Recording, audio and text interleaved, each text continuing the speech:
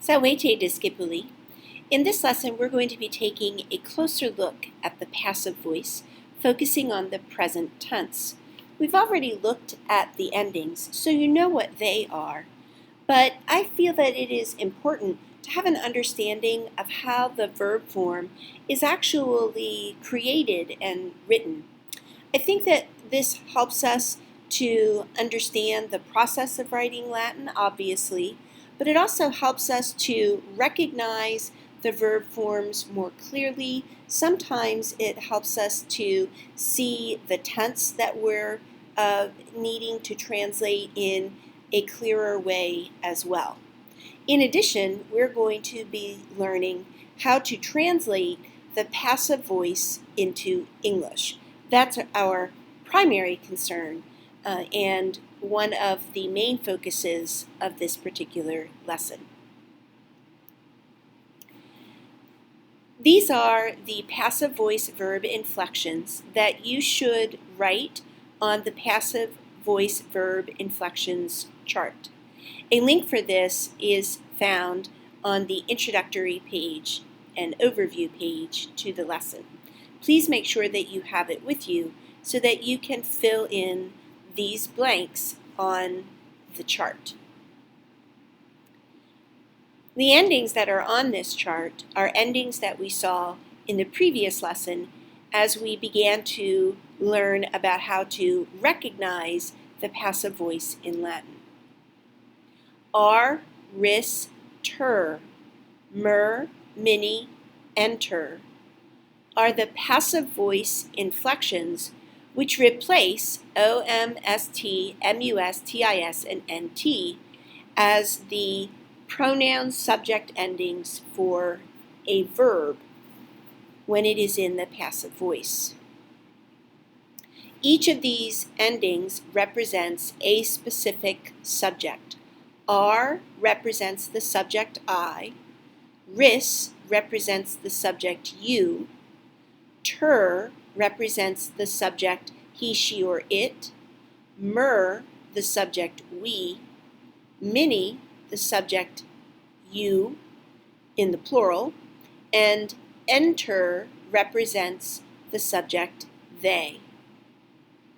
These endings we can see by looking at the present system conjugating procedure, which is on the bottom left side of the chart, are added to the base of the infinitive. Remember that we find an infinitive by looking at the second principal part of a verb. We'll show you where that is in some of the succeeding slides. That base will have a connecting vowel added to it. And to find the connecting vowels, we look in this box on the bottom right side of the chart. Here is the box of connecting vowels. We're going to be examining that more closely as we go through this lesson. And then finally, once we have the base and the connecting vowel, we add the ending. Understanding that there is a base to the verb and then a connecting vowel and then an ending helps us to understand that there are three basic parts to every verb that is written in the present, the imperfect, and the future tense.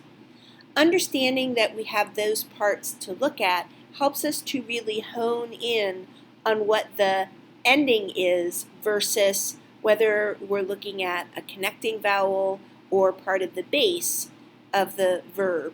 If we understand that we start with a base and then have a connecting vowel and then an ending, we want to be able to see those three different parts in the verb form when we are looking at it. You might have noticed, it's a little hard to see, but this letter R is in a different color than the other letters are written on the chart. And there's a very specific reason that it is written that way, and that is because the first person singular form does not follow this three-step process of finding a base for an infinitive, adding a connecting vowel, and then attaching an ending. Instead, when we want to write the first person singular of a verb in the passive voice, and this is also true for the active voice, we rely on the first principal part of the verb, make no changes to it in the active voice. In the passive voice, we make one change which is we simply attach this ending R to the first principal part that exists. So we don't have to get a base or add a connecting vowel. Pay attention also and make sure you write on your passive voice verb inflection chart the sample translations for the present passive. Notice that it is made up of two distinct words, a form of the verb to be, am, is, or are, and then loved. I'm using love as a sample translation. What we're really looking for here is the past participle form of the verb. The easiest way to find that in English is to think about the verb that we are working with and what it sounds like when you have has or have or had in front of it. When you know that helping verb, the form of the English verb that comes after it is the past participle. So we would say, many times I have loved going to Hershey Park, something like that. If it were the verb to give, you might say, many times I have given a gift of jewelry to my mother. So that's how we can sort of find the past participle in English. The form of the verb to be is what is going to be indicating the tense of the passive voice verb in English. The reason that it's there is because when you put the form of to be in front of the past participle, you are actually communicating that the action, loved, is not being done by the subject but to the subject.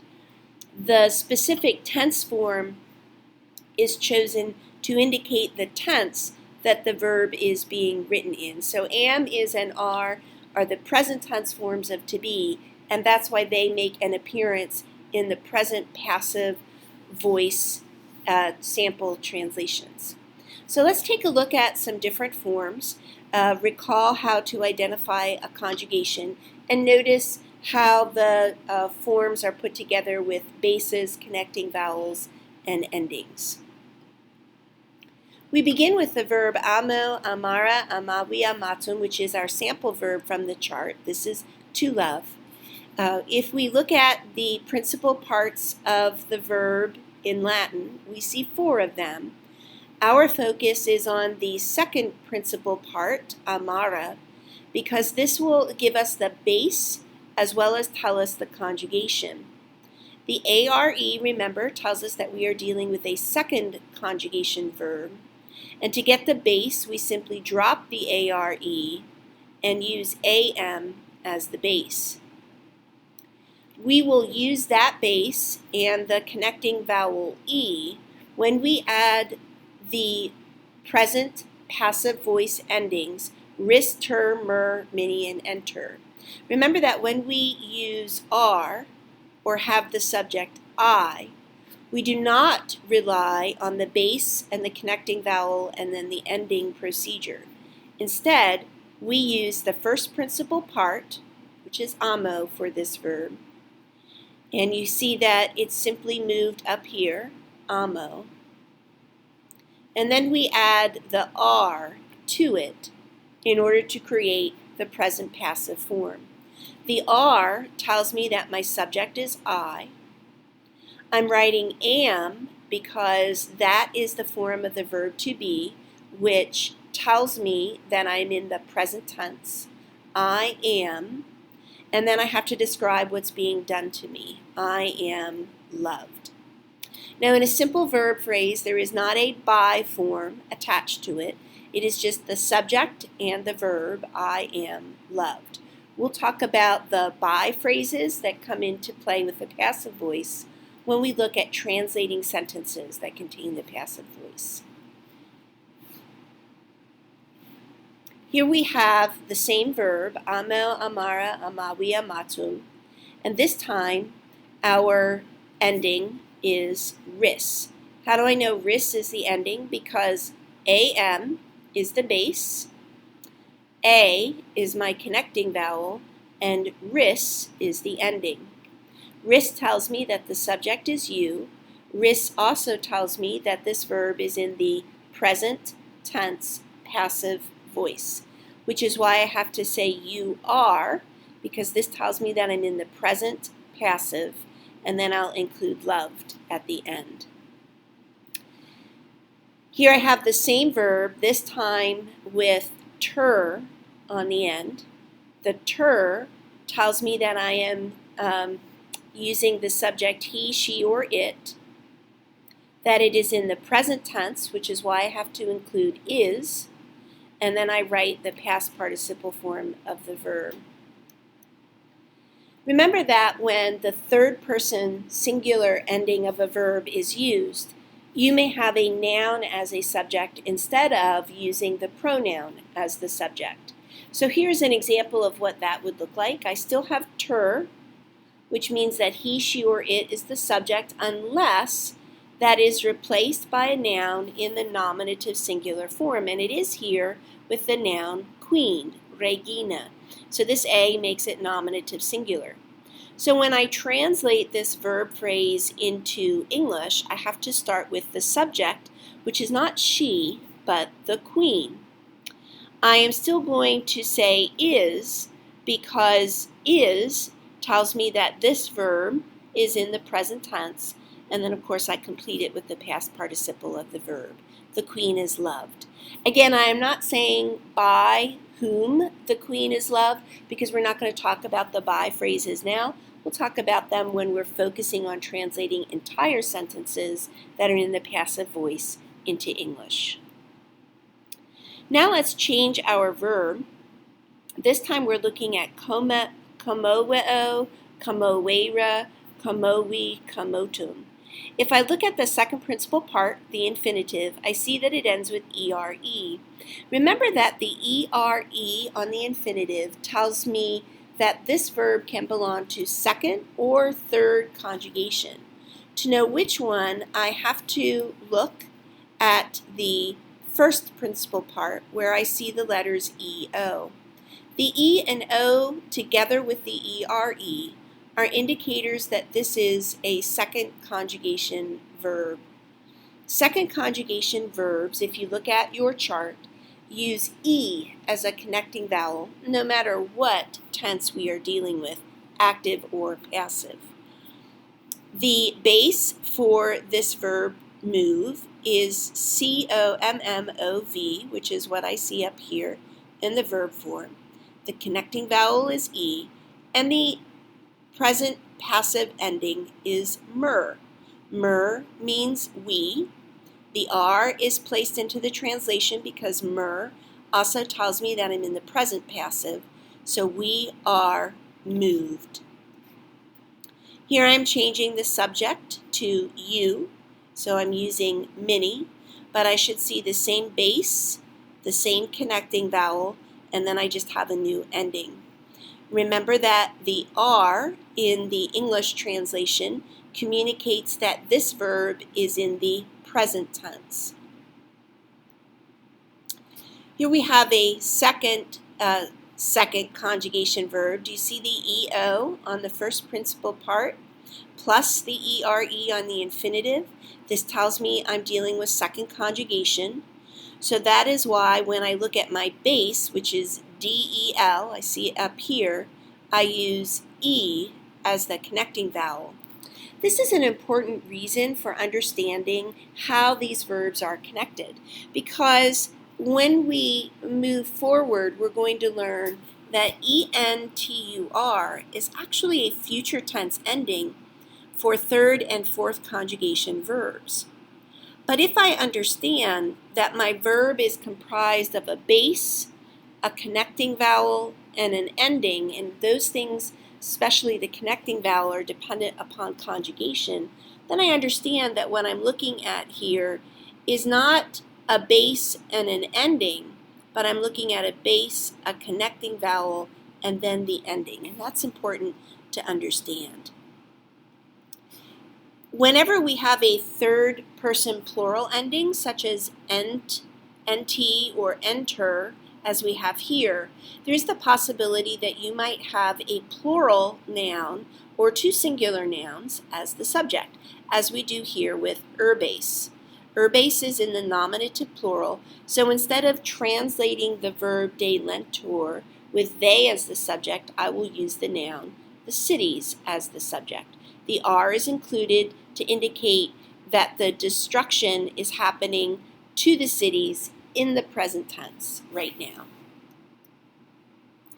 Now we're going to take a look at third conjugation verbs. Notice that this second principal part or infinitive ends with ERE, just like kamoeo and deleo did. But if you notice the first principal part, you should see that there is no E in front of the O, just the letter O, making this a third conjugation verb. Let's pay close attention before we move on to the connecting vowels for third, third IO, and fourth conjugation. Third conjugation, whether I'm dealing with third or third IO, use three separate connecting vowels in the present tense. I use the letter E as a connecting vowel when I have ris as the ending. That's what we see here in the sample. Ris is my ending, mit is my base, E is the connecting vowel.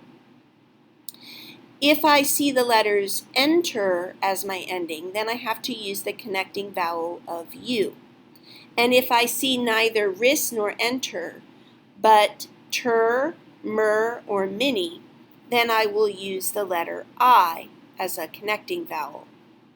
Third IO operates the exact same way, except when you see enter as the ending, you will use I and U together as a connecting vowel. Fourth conjugation is a bit simpler in that it uses only two different connecting vowels, IU in front of the enter ending, and it uses the vowel I every place else. Those particular conjugations become less problematic when we move into the imperfect and the future tense. You can see that the connecting vowel is static, or it regularizes as we move into the other conjugations. Here we have the same verb, mito, mitra, misi, misum, to send. This time we see the base, mit, the connecting vowel I, because it's in front of the ending mer, which represents the subject we. And then of course we're using the R because this verb is in the present tense. We are sent. Here is a third conjugation verb, winko, winkra, wiki, wictum, which means to conquer. Notice it has an ERE in the second principal part, but just the letter O in the first principal part. This is how I know it is a third conjugation verb. That's why I'm seeing the vowel U after the base wink.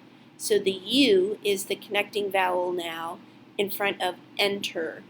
They are conquered.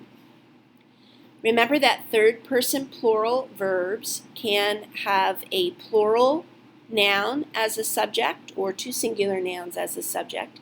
Here we have Trojani, the Trojans, written in the masculine nominative plural form to say that the Trojans are conquered.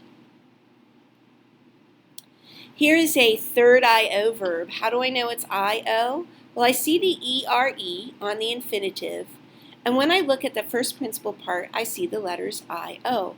So the IO combined with the ERE make me understand that this is a third IO verb. Just like third conjugation, when the ending is ris, the connecting vowel that's used is the letter E. So this verb is in the present tense with you singular as the subject. You are captured. Here is the same verb with he, she, or it as the subject. Because I'm using ter and not ris or enter, then I rely on the connecting vowel of I. So capitur, he, she, or it is, that tells me it's happening right now to the subject, captured. Remember that with third person singular, you may use a singular nominative case noun as the subject. Here we have soldier. So instead of saying he is captured, I will say the soldier is captured. Here is this verb capiuntur, same verb, this time with enter as the ending. So that means I'm going to need to use, or I should be expecting to see, the connecting vowels IU. Whenever you see that IU in front of an ending, you know that you found a present tense verb. So they are captured. If it appears with two singular nominative case nouns, then we can use the nouns instead of the word they. The king and the queen are captured. Punior is a fourth conjugation verb. I know this because when I look at the infinitive punire, I see the letters IRE. IRE on the infinitive means that this is a fourth conjugation verb. I'm noticing that I see the first principal part written in the verb form, punio, and then I see this letter R attached to it. R represents the subject I. Remember that when we are having as the subject of the verb I, that we do not rely on the base of the infinitive, a connecting vowel, and then an ending.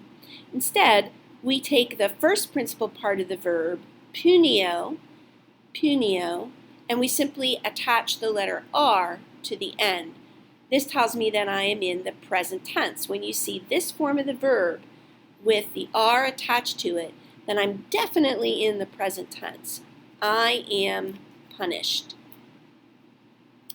Here I do not see punio, but I see pun, the base, with the connecting vowel I, and then the second person singular ending, ris. Puniris, you are punished. Again, I don't see punio, I see pun, the base of the second principal part with I as the connecting vowel, and then mer as my ending. We are punished. I'm still seeing the base pun. This time I have I and U as the connecting vowel, which puts me squarely in the present tense with the ending enter. They are punished. And then, of course, I can use the noun as the subject for the verb instead of using the pronoun subject. That's a really quick overview of all of the different present passive voice forms that you will be able to discern and read. You're going to now answer a few questions about the present passive verb forms that we've gone over in this lesson. The questions will ask you things like, are you able to identify the verb conjugation? Can you give a correct translation for this present passive verb form? So those are the types of things that you'll have to be able to do.